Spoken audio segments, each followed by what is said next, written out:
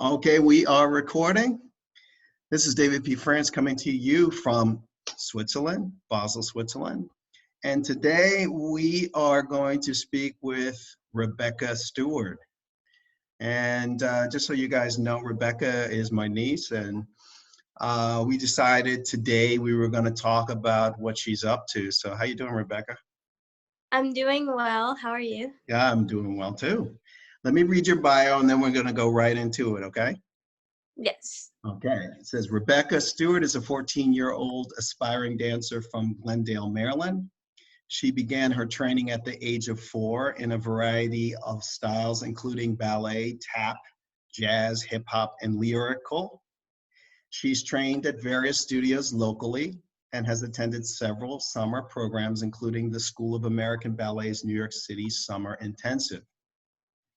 In addition, Rebecca has participated in numerous dance competitions, and we're going to get to that later.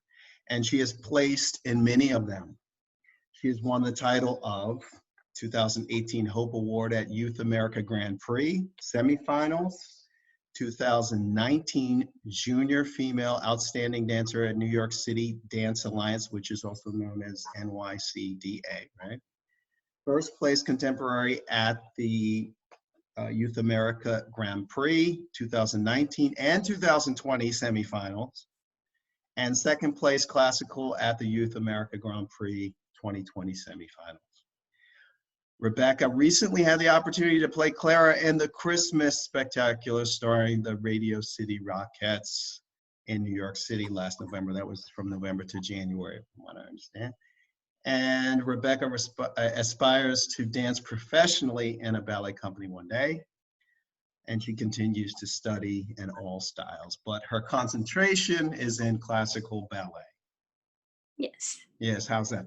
Well, let's just jump into it. I mean,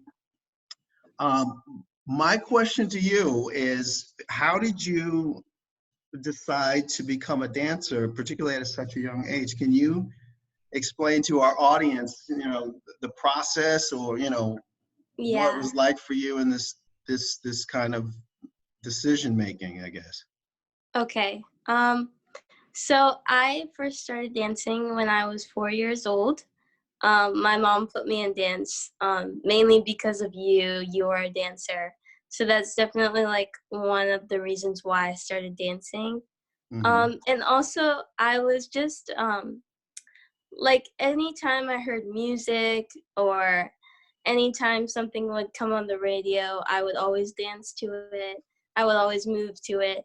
And so I think that's something that's always stuck with me. And even at such a young age, I would always get up and dance and move. And that was how I expressed myself. So yeah, that's why I started dancing. And I started dancing when I was young, and I would just take class. But then I really started to love it, and I've just done it ever since, and I've never looked back. Oh, And clearly. yeah. Clearly. But okay, let me ask you a question. With this question. So do you remember the early times when you were dancing at 4 or 5? Do you remember that as a song? I do remember some of like the songs that I used to love and dance to, and I would make up dances, and it was just something that was so fun for me. And it was never anything that I was told to do or that I had to do. It was always something that I wanted to do. And that's always been with me. And that's why I continue to dance now. Okay. So you've won, or placed in several competitions. What I remember, at least before this big situation that we're dealing with worldwide, you were in Toronto. Can you tell us about that experience and what it was like for you? Okay. Yes. So this February, actually in March, I competed at the Youth America Grand Prix Toronto semifinal. And I had just come back from the Radio City Christmas Spectacular. I was performing in New York City. So I had come back to my ballet studio, and I had started to train and started to get back into ballet and just working on my technique. And my coaches and I decided that I was gonna compete in Toronto. So in March, I competed and I performed Grand Pas Classique and Odile Act 3 from Swan Lake Oh, okay. as my variations. And Uh-huh. I also performed a contemporary piece called Eternity. And it was really fun to get back on the competitive scene and just have fun. My family was there to support me, my brother and my sister and my mom.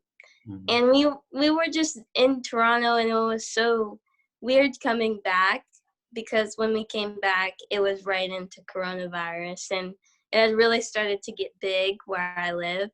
Mhm. So it was such a unique experience also because we weren't in the States, we were in Canada. So it was a lot different. Mhm. The people and just the atmosphere.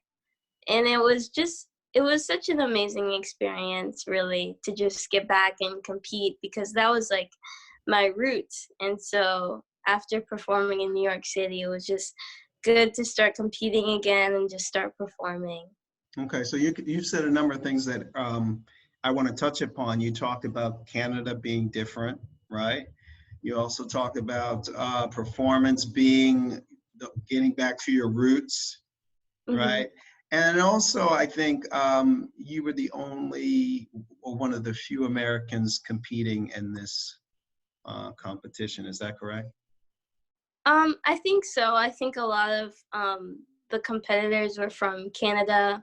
A Hmm. lot were from upstate New York. Right. So not that many from Maryland or closer like down. Hmm. Um, so yeah. Hmm. And I'm going to go back to Canada and your roots, but I saw the video of your performances for Toronto actually in live time, and Mhm. I was out on my bike riding around. So it was one day Janine called me or sent me, say, hey, do you want to see Rebecca? She's coming up in like 10 minutes or something like that. So I, stopped what I was doing on the street. And then the next day she said the same thing. So I didn't get it. I didn't know exactly what the situation was. All I knew is that I had to, look out for you. And I will say that I was very happy that the ballet was first and the contemporary was second, because for a variety of reasons. Can you elaborate in terms of what it feels like to perform contemporary versus classical ballet? What's the difference for you, if any? So yeah, when I first started competing, I did all styles. I didn't do ballet as much. Uh-huh. I did like I did contemporary, hip hop, lyrical, jazz, all of these other styles. So for me, contemporary is definitely something that I'm more comfortable with. Uh-huh. Um, Even though that's not really what I want to do, I want to do ballet. And Right. I love ballet so much. But ballet for me is I have to really focus. I have to really be in the zone. I have to be ready Mhm. mentally and physically for it. And but both styles, I often feel they're like an escape for me. Um, Mhm. I can express myself in any style, Yes. um, in both contemporary and classical. Um, but classical for me, I know that I'm trying to be a character. I'm trying to be something and Uh-huh. someone, and so I really had to channel that, especially for this year because I had to play Odile Uh-huh. and I had to do Grand Pas. And for my contemporary, it was more just expressing me and showcasing me. Hmm. And it's something that I've known to do, especially in contemporary, for a while now. Right. Well, one more question about Toronto.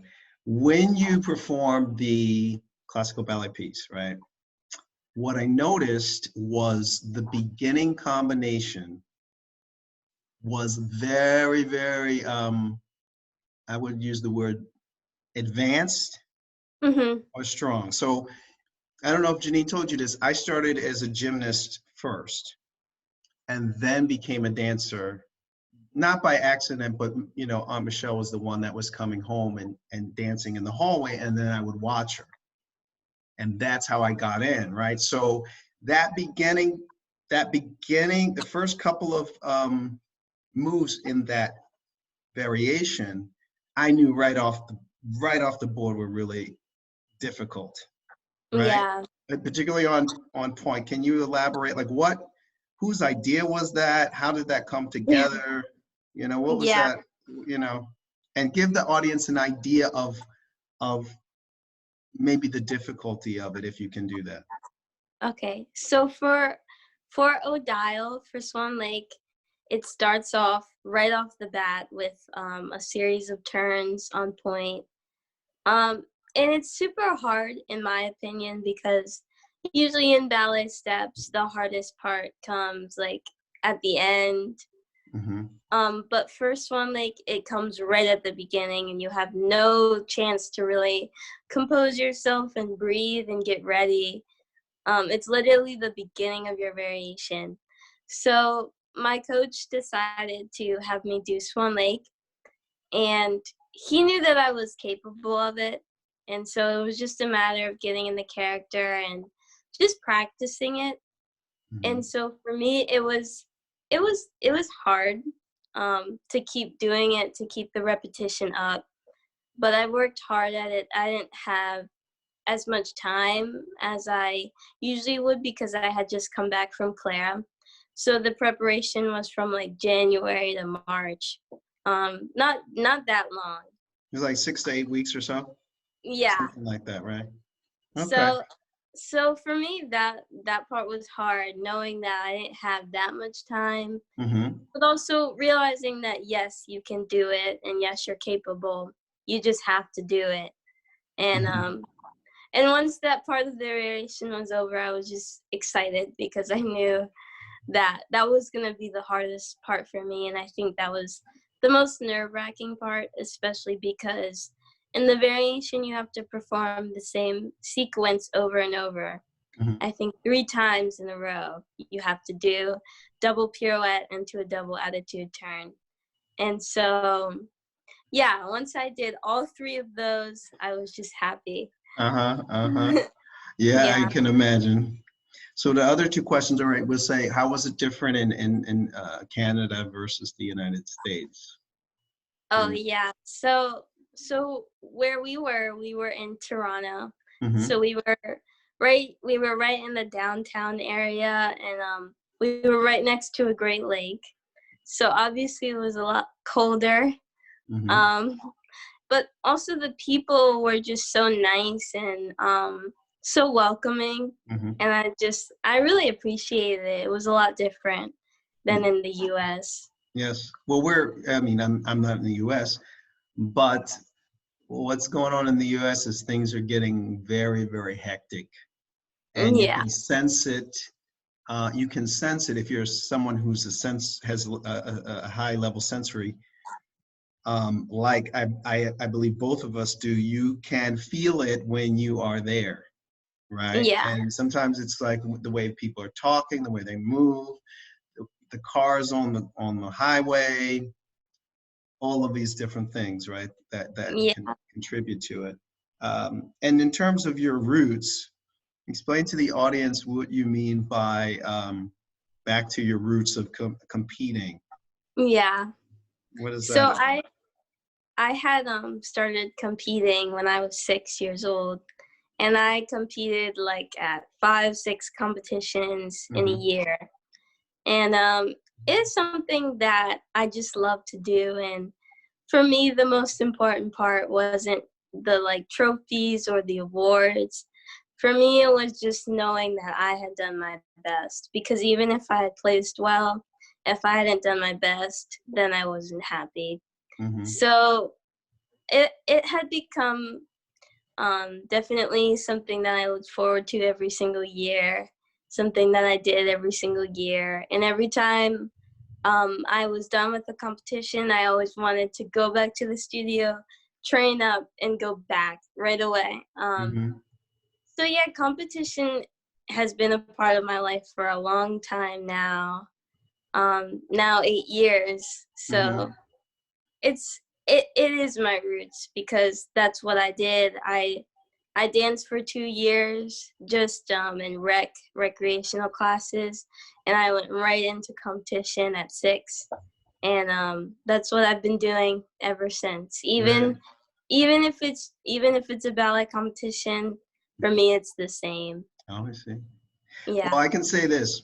When I flew to the United States to see you in Radio City, or at Radio City Music Hall, I was stunned by the amount, or how large the whole facility is. Yeah. I also was astounded by your ability to hold the stage during the performance, right? So then after the performance, we went backstage, and the person that's responsible for all of the so-called kids showed us around, and it dawned on me at that moment that you felt very comfortable on the stage. Yes. Right? So like most, as you know, or probably have heard, most performers, it takes them a little time to get comfortable with the different spaces. So in other words, when we had shows, we would rehearse, and then we would get to the stage, and then we'd have to rehearse again. And a lot of times the other dancers, we couldn't make the adjustment. What was it like for you to begin the process of learning how to do that performance as Clara on that stage? That stage is huge, right? Yes. Like you explained it to us when we were there. You talked about little numbers and things, and what was that? Can you explain what that was like? So Radio City holds 6,000 people. That's that capacity. And so it was definitely, it wasn't a huge challenge for me to adjust, because I feel like competitions have helped me come out of my shell right away and just know when to perform and how to perform. So I think that's something that competitions like that, I've benefited from competitions for sure. So yeah, we performed at Radio City. We had to rehearse in a separate rehearsal location for a little bit, and we learned the choreography and we got comfortable. And then we went to Radio City, and like you said, we rehearsed again at the theater, and I had to go through like tech rehearsal, and you work up to like costumes, and then you work up to dress, and then you get ready to perform. And so by the time we had an audience, I was so ready, and I was ready to perform, and I was just more excited than nervous. So I think definitely like competition has helped that for me. And also like it was just so fun to dance and entertain that many people. And yeah. And how long, I mean, let's say, were you nervous in the beginning, or does it subside very quickly because of your experience in competitions? I mean, for me, I look at how big it was, and I was like, oh, this would take me a while to, because it does come, I think, from experience. If you have a lot of experience dancing on stage, ideally it shouldn't take you that long, right? Right. Yeah. So the first time I performed with an audience was the invited dress rehearsal, and it was shocking that many people watching me, and it was very loud, and the audience was just so great. So I was very surprised to see that number of people watching, but then I got used to seeing it, and it's definitely something so unique and something that I'll never forget, that feeling of seeing the audience for the first time and just getting to share my gift on such a big stage. It really was an honor. Yeah, well, yeah. I mean, it was an honor for me to be there. It was stunning, the whole production. And let's, I'm yes, we're related, but I mean, I'm going to give credit where credit is due. That I had never attended. I lived in New York for many years. I had never seen the show before. I'd never seen it before. So, you know, Radio City, if you happen to watch this video, all, you know, we say hands up, big ups to Radio City. The experience that I had watching the entire show was, it was a life-changing experience. I mean, and this is not to, you know, I'm not blowing smoke, as they say. I'm telling God's honest truth. The whole experience was one that I will never forget. And I recommend anyone who hasn't seen the show to, if they have the opportunity, to go see it. With that, let's talk about your training. I think this is an interesting part of dance, the dance world. Can you describe what your training was like before this whole situation, and what's happening now? So like, do a before and after for us. Okay. So before really the coronavirus pandemic hit, I would wake up. I'm homeschooled. I've been homeschooled since 2nd grade. So I would wake up every morning. I would do some academics. And then my mom and I would go to the studio, and I would have technique class 6 days a week at 12 p.m. And then after technique class ended at 1:30, we would do like point work. We would train for upcoming competitions, and we would have a different style class. So we would have like a contemporary class. And then we would come home, and I would do that every single day until really competition. And so now it's a little bit different. I'm trying my hardest to kind of keep the same schedule as I would if I wasn't in quarantine, if I wasn't home. My family and I, we moved like all of the furniture out of the living room, and now I have like a little studio set up, and every day my studio has the same classes as it would. They're online on Microsoft Teams, and we have live classes every day at the same time. In addition to that, I also try to take a little bit more ballet class. I try to do different genres, especially because there's so much out now and there's so much available. So you really have the opportunity to take as many classes as you want. So I've been trying to take advantage of that. And also, in addition, I keep up my academics, and I like to end my day with some stretching or some conditioning exercises just to supplement my classes. But every single day is kind of just like taking it one day at a time and just trying to train as much as possible because of how much is available. So yeah. Okay. And well, let me just, I'm going to run over a couple of things. We're going to talk about NYCDA. And we're also going to talk about some of your teachers or your people who have been involved. The person that comes to mind, and I saw a video of this as well, I shared it with some people, not that many, was you took Richard Pierlong's class at Steps. Now, Richard is someone who, I mean, I took his class many, many years ago. And so, and someone recommended him to me even before that. So, you know, and I saw you did really well in that. I was very happy to see that, because he has an ability to throw out a lot of difficulty,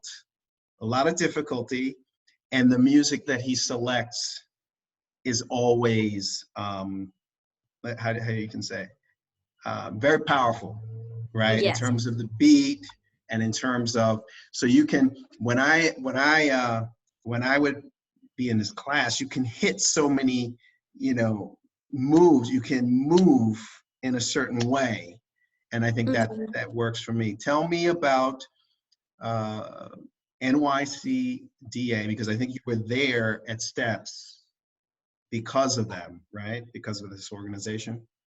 Explain to the people what they are and your role there. and then we'll go into a bit of your, who's been supporting you, teaching you, and that sort of thing. 'Cause everyone wants to know, where does she train? Who are her teachers, et cetera, et cetera. So first, NYCDA. Okay, so NYCDA, or New York City Dance Alliance, is a competition and a convention. So you can compete and you can take classes there, workshops, and they tour around the country throughout the dance season, and they do cities and weekend long, just times to dance. And so I've been attending NYCDA since I was 9, and I attend every year. I've attended the Baltimore Regional, and so basically you go there and you have the chance to compete for outstanding dancer, and they pick a couple dancers who show really nice potential and who stuck out to them.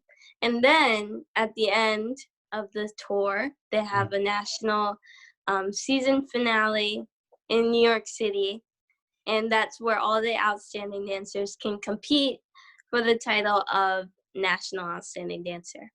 And so last year I attended the nationals and ended up winning the title of Junior Outstanding Dancer, Junior Female Outstanding Dancer. And so now I was able to tour with them before this whole pandemic hit. I was able to tour with them, and I was kind of the example for the junior females in my age division, and I was able to just help out with classes and just showcase my talent. And yeah, so that was really an amazing experience for me. Just being at nationals again last summer, and I was really just focused on having fun and just enjoying every moment.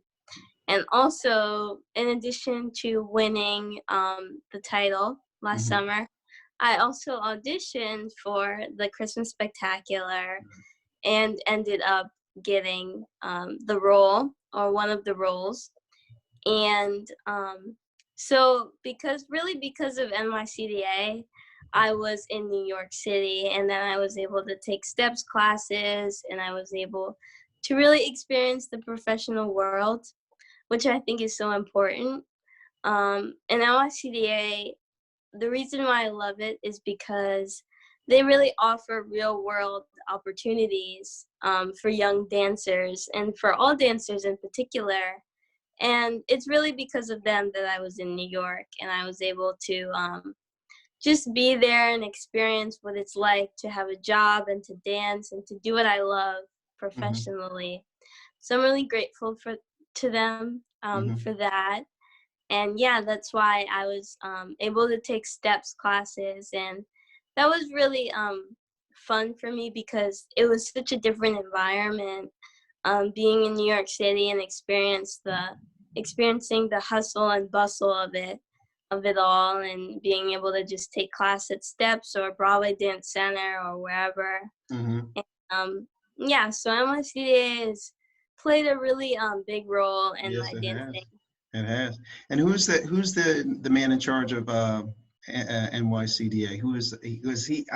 He's very prominent.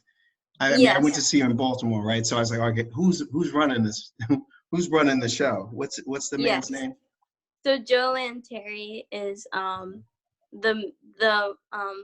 executive director of NYCDA, and yeah, so he's been amazing, and really all of the faculty has been amazing because they really get to know you, and they really want to see you progress as a dancer and learn.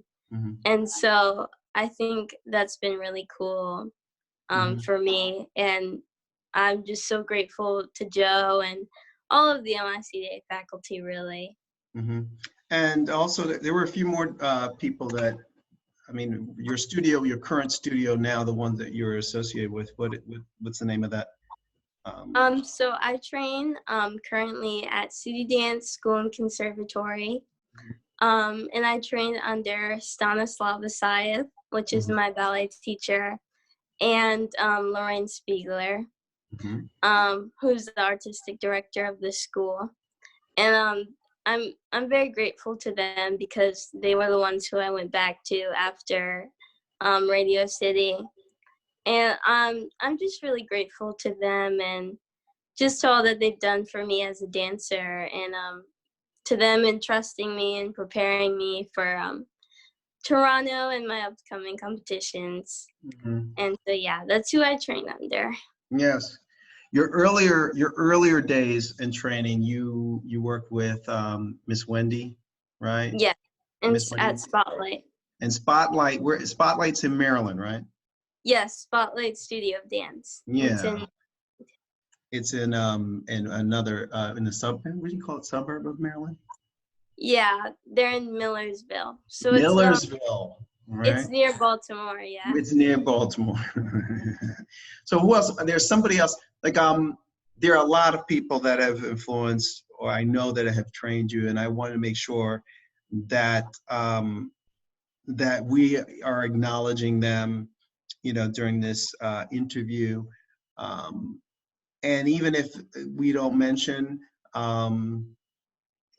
know that there are a lot of people that have had a hand in making Rebecca who she is at the moment, and they will continue to influence her and inspire her as they have everyone.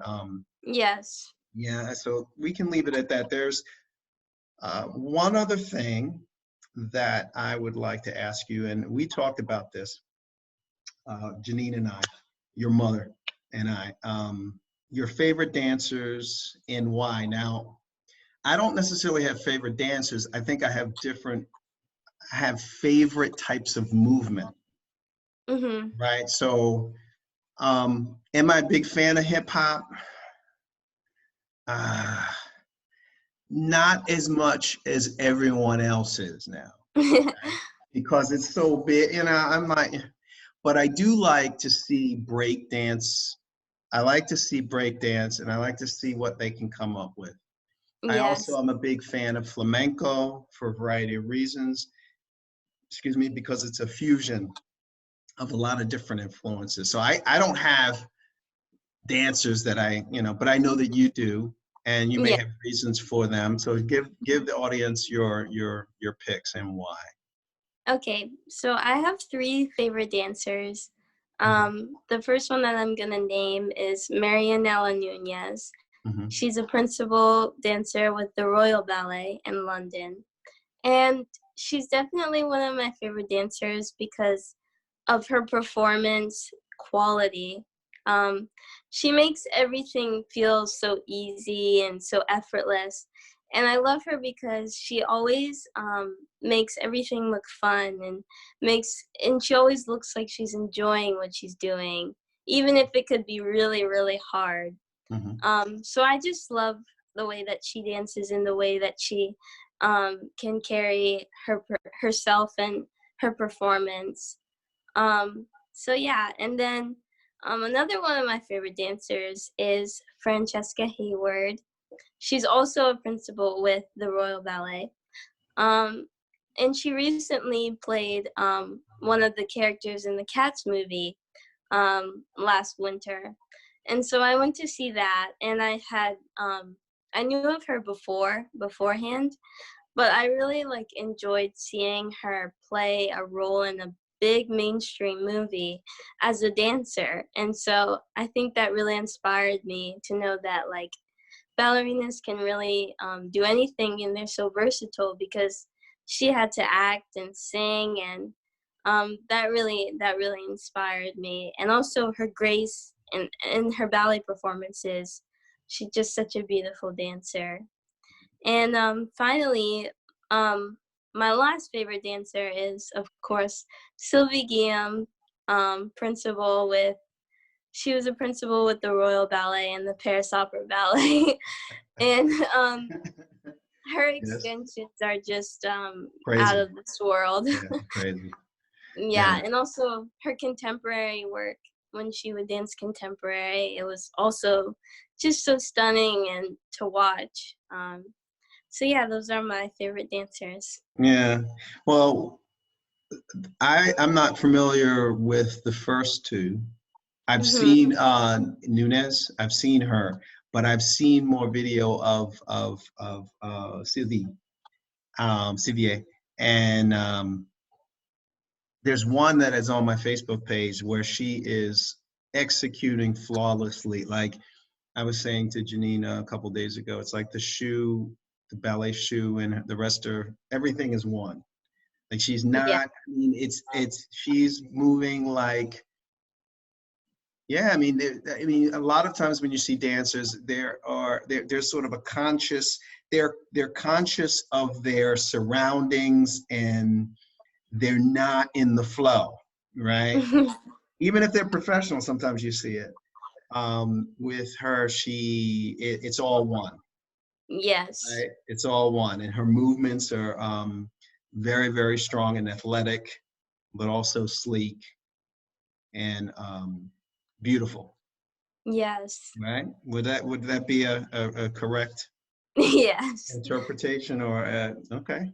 Well, look, For I want sure. to thank you for your time and and thank you for allowing us to have a window into what's going on with you. We're gonna post this as soon as we can, and we'll see what happens. It's gonna go on one video service first, and then the YouTube the next day. So, is there anything else that you want to say before we close? I just want to thank you for interviewing me, and I really enjoyed it. Okay. All right.